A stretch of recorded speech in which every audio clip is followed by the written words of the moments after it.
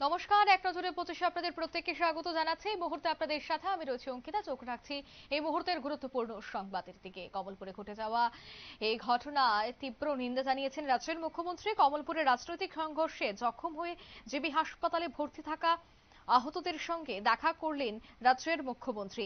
এই ঘটনায় দোষীদের গ্রেফতারের দাবি জানিয়েছেন তিনি এবং প্রতিশ্রুতি দিয়েছেন খুব দ্রুত কঠোর ব্যবস্থা গ্রহণ করা হবে।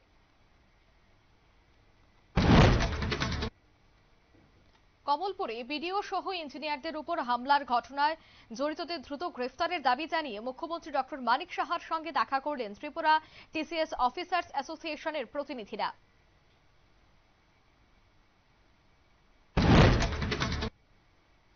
অতি সত্বর রাজ্যের মন্ত্রিসভা থেকে বরখাস্ত করতে হবে সুধাংশু দাসকে। এছাড়া আরো একাধিক দাবিতে আজ আগরতলার ওরিয়েন্ট চৌমুহনী এলাকায় গণ অবস্থান কর্মসূচি পালন করল সিপিএম। প্রাক্তন মুখ্যমন্ত্রী মানিক সরকার এবং সিপিএম এর রাজ্য সম্পাদক জিতেন্দ্র চৌধুরী এবং অন্যান্য নেতৃত্বদের পাশাপাশি দলীয় কর্মী এবং সমর্থকদের উপস্থিতি ছিল চোখে পড়ার মতো।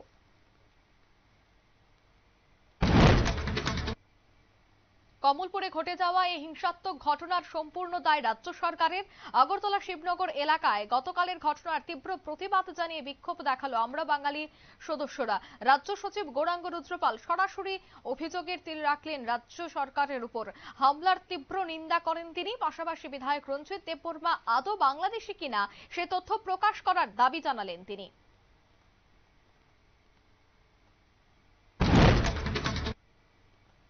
কমলপুরে শান্তির বাজারে রাজনৈতিক সংঘর্ষের কোনোভাবেই সমর্থনযোগ্য নয় বলে শুক্রবার পরিষ্কার জানিয়ে দিলেন রাজ্যের প্রাক্তন মুখ্যমন্ত্রী এবং বর্ষিয়ান সিপিএম নেতা মানিক সরকার। অবিলম্বে দোষীদের গ্রেফতার করে দৃষ্টান্তমূলক শাস্তির দাবি জানিয়েছেন তিনি।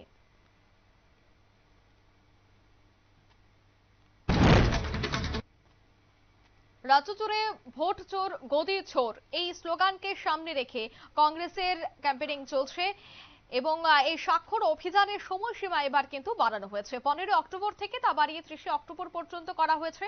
আরো বেশি নাগরিকের স্বাক্ষর সংগ্রহের জন্য এই কর্মসূচি বাড়ানো হয়েছে বলে জানানো হয়েছে প্রদেশ কংগ্রেসের পক্ষ থেকে।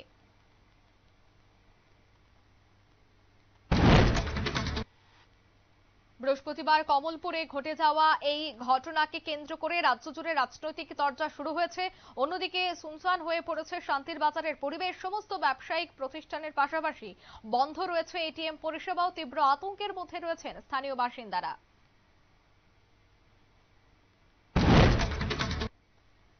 জিরানিয়া রেল ওয়াগন থেকে প্রচুর পরিমাণে নেশা সামগ্রী উদ্ধারের ঘটনা নিয়ে চারিদিকে শোরগোল চলছে। এর মাঝে শুক্রবার আগরতলা মহারাজগঞ্জ বাজার এলাকায় এক ব্যবসায়ীর বাড়িতে আচমকা অভিযান চালালেন ক্রাইম ব্রাঞ্চের এন্টি নার্কোটিক্স শাখার আধিকারিকরা।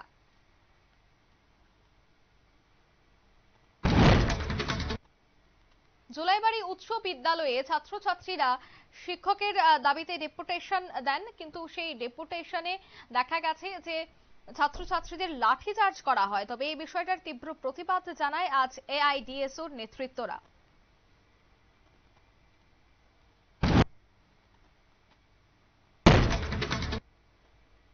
16 দিন পর নিখোঁজ থাকার পর একটি ঘর থেকে উদ্ধার হয়েছে এটি গৃহবধূ। সাথে গ্রেফতার করা হয়েছে এক নারী পাচারকারীকে। চাঞ্চল্যকর এই ঘটনাটি ঘটেছে কমলাসাগর বিধানসভার চাম্পামুড়া এলাকায়। অভিযুক্ত সুমন দত্তকে গ্রেফতার করে জেরা করছেন কমলাসাগর মহিলা থানার পুলিশ।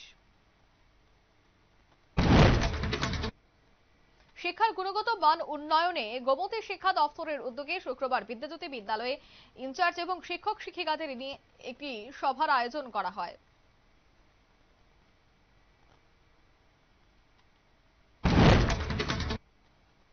শুক্রবার আগরতলার কামিনী কুমার মেমোরিয়াল উচ্চ মাধ্যমিক বিদ্যালয়ে অষ্টম মুখ্যমন্ত্রী সুস্থ শৈশব সুস্থ কৈশোর অভিযানের সূচনা হয়। উদ্বোধন করেন বিজেপির রাজ্য সভাপতি তথা রাজ্যসভা সাংসদ রাজীব ভট্টাচার্য।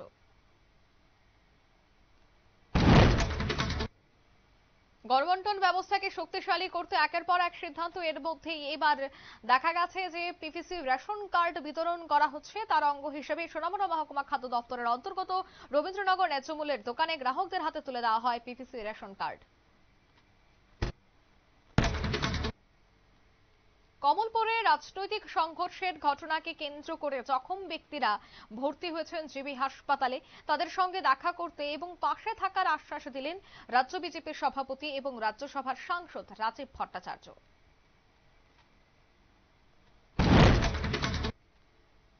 দিল্লি এবং ভোপাল থেকে দুটি জঙ্গি 3 দিনের জন্য পুলিশি হেফাজতে রাখার নির্দেশ দেওয়া হয়েছে। প্রাথমিক জেরায় জানা গেছে, ধৃতরা দক্ষিণ দিল্লির একটি শপিং মল এবং পার্ক সহ একাধিক জায়গায় ফিদায়ে হামলার ছক কষেছিল।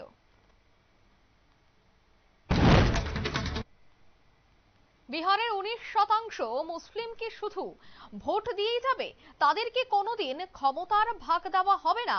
মহাজোটে উপমুখ্যমন্ত্রীর মুখ হিসেবে মুকেশ সাহানির নাম ঘোষণার পরেই এই প্রশ্ন তোলা হয়।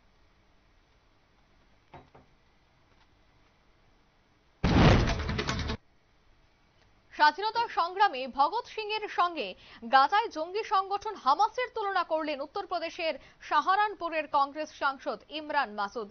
তার দাবি, ভগৎ সিং যেমন ভারতের স্বাধীনতার জন্য লড়াই করেছিল, তেমনি হামাস নিজের মাটি রক্ষা করতে লড়াই করছে।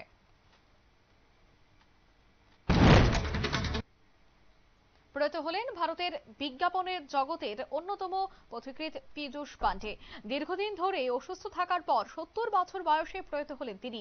2014 সালে লোকসভা নির্বাচনের আগে আব কি বার মোদী সরকার স্লোগানের উপর ভিত্তি করে প্রচারে যে সুর বেঁধেছিলেন বিজেপির, তা ছিল পীযূষ পান্ডেরই মস্তিষ্কপ্রসূত।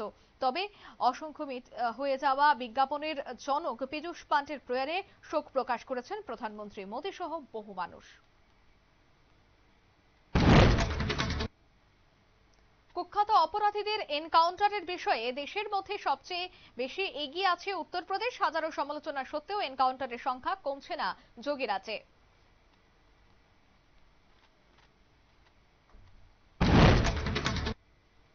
পুলিশের এক সাব ইন্সপেক্টরের বিরুদ্ধে 4 বার ধর্ষণের অভিযোগ জানিয়ে ডিএসপির দ্বারস্থ হয়েছেন। তাতে কোনো কাজ না হওয়া এবার হাতের তালুতে অভিযোগ লিখে কর্তব্যরত অবস্থায় সরকারি হাসপাতালের মধ্যে আত্মহত্যা করলেন এক মহিলা।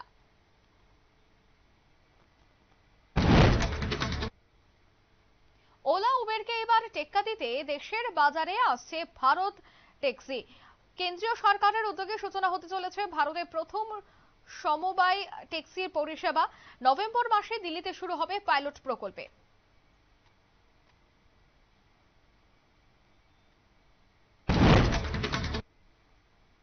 পাকিস্তান ক্রিকেট বোর্ড এবং নকভির স্বেচ্ছাচারের বিরুদ্ধে সরব হলেন পাকিস্তানি ক্রিকেট লিগের অংশগ্রহণকারী দল মুলতান সুলানের এক কর্তা। পাকিস্তানের ক্রিকেট বোর্ডের পাঠানো এই আইনি নোটিশ প্রকাশ্যে ছিঁড়ে উড়িয়ে দিয়ে প্রতিবাদ জানানো হয়।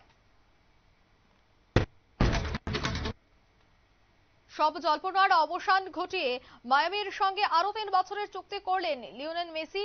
এর ফলে মেজর সকার গিলে 2028 সাল পর্যন্ত খেলতে দেখা যাবে আর্জেন্টিনার মহাতারকাকে। প্রতিবেশীর সাথে যুদ্ধ করার জেরেই ভয়াবহ পরিস্থিতি তৈরি হয়েছে পাকিস্তানে। প্রথমে ভারত, তারপর এখনো আফগানিস্তানের সঙ্গে বন্ধ রয়েছে বাণিজ্যিক লেনদেন। ফলে প্রতিদিন বাড়ছে নিত্য প্রয়োজনীয় দ্রব্যের দাম।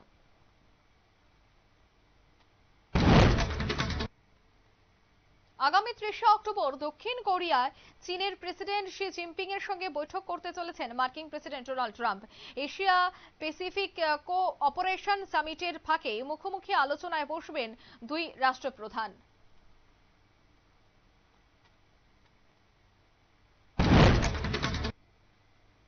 এক নজরে 25 এখানে শেষ করছে। আমাদের পরবর্তী নিউজ এবং আপডেট দেখার জন্য অবশ্যই চোখ রাখবেন শুধুমাত্র নিউজ ভ্যানগার্ডের পর্দায়। ধন্যবাদ।